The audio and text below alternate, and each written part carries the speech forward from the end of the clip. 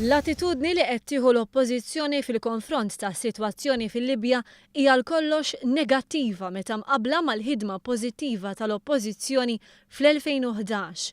Għal dan il-Gvern li fis-stqarrija fakkar kif dak iż-żmien meta l-Libja kienet mifnija b'konflitti, l-Oppożizzjoni Laburista kienet kooperattiva u flok ipprovat tfixkel ħadmet biex tkun ta' għajnuna fl-interess nazzjonali.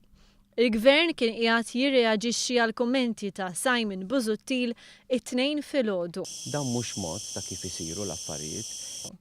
Il-Gvern qal li l-kap tal-Oppożizzjoni għal darb'oħra qed jipprova jiżra dubi u jdaħħal il-politika partiġjana fuq ix-xogħol serju bi pjan li qed jagħmel il-Gvern biex jara li kull persuna Maltija fil-Libja tkun sigura u jkollha l-mezzi kif tiġi lura.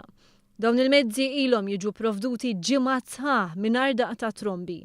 Il-Gvern iżjed li kif ikkonfermaw dawk kollha li ġew lura mill-Libja, il-Ministeru tal-Affarijiet Barranin qed jaħdem lejl u nar biex jipprovdi kwalinkwa għajnuna liċ-ċittadini Maltin fil-Libja.